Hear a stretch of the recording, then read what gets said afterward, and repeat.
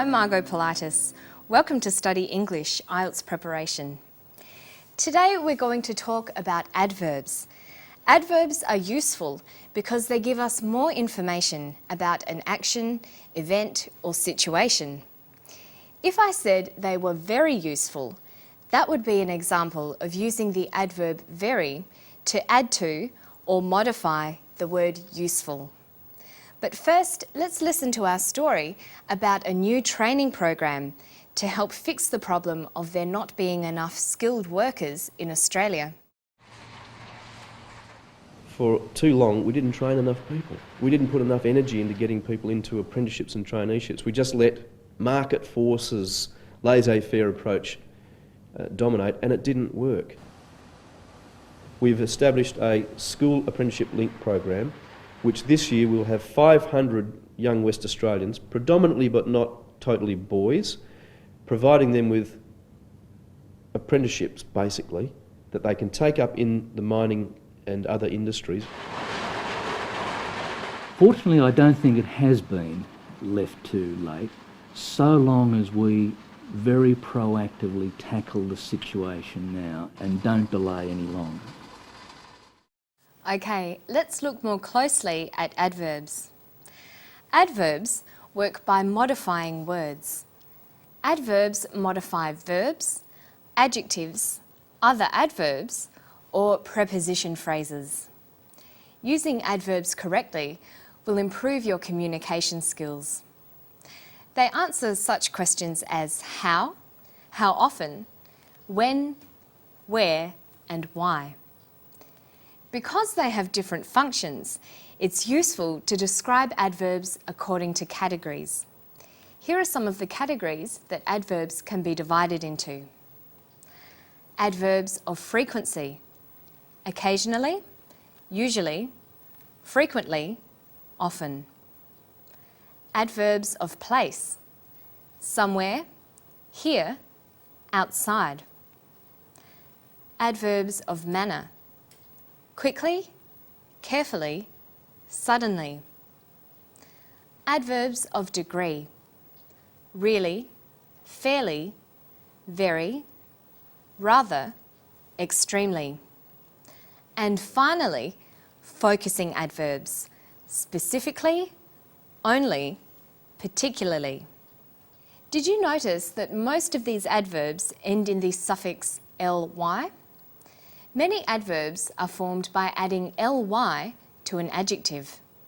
For example, frequent plus ly, frequently. Careful plus ly, carefully. Quick plus ly, quickly. Real plus ly, really. Let's listen to Alan Carpenter, a state government minister, talking about an apprenticeship program. He uses a number of ly adverbs. Can you identify the category they belong to?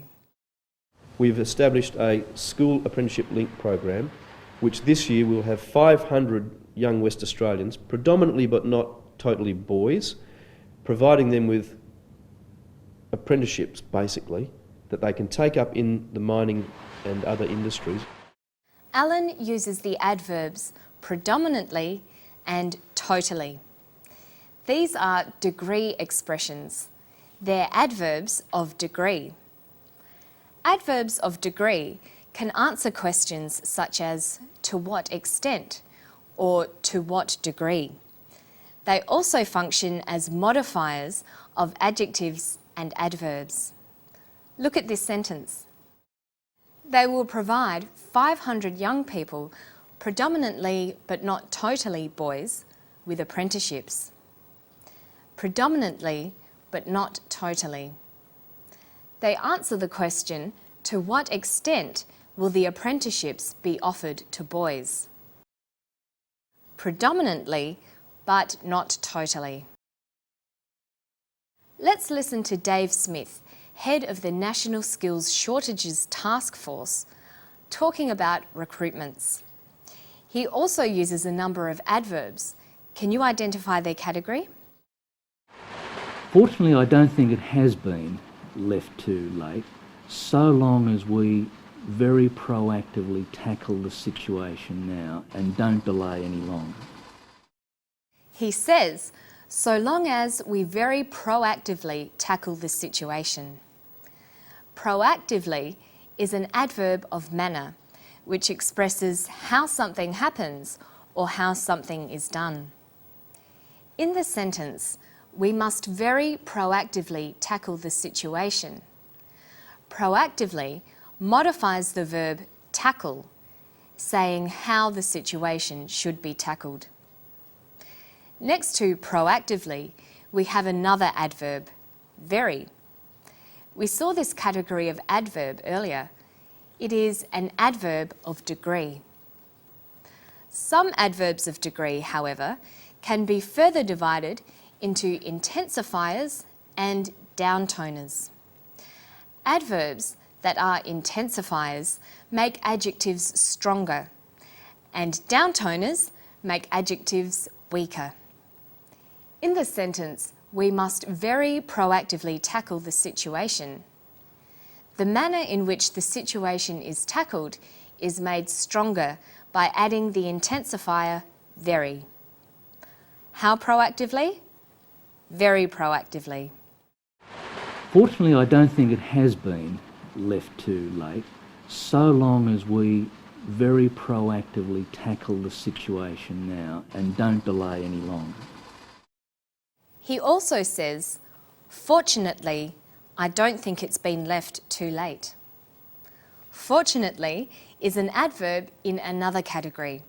We call it an attitude marker. The adverb fortunately expresses a viewpoint on a situation and usually refers to the whole clause. Examples of other attitude markers include hopefully, surprisingly, apparently, and happily. Okay, now let's consider how many words and phrases used in English are borrowed from other languages. Some are pronounced as if they were English. For example, questionnaire and restaurant are from French, but pronounced in an English way. However, other words reflect the spelling and pronunciation of the original language, like détente and ballet. English borrows words easily. These words fill gaps in our language. Most of the vocabulary in English for ballet, for example, derives from French. Let's listen to Alan Carpenter talking. Can you identify the foreign word and the language from which it was borrowed?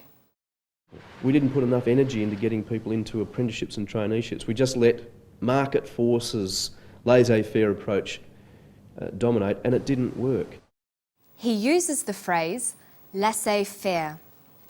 Laissez-faire is a borrowing from French. It closely reflects the pronunciation of the original language and the original spelling. Do you know the meaning of the phrase? Generally, it means non-interference or not getting involved, allowing things to act of their own accord. Here are some other French words that are commonly used in English.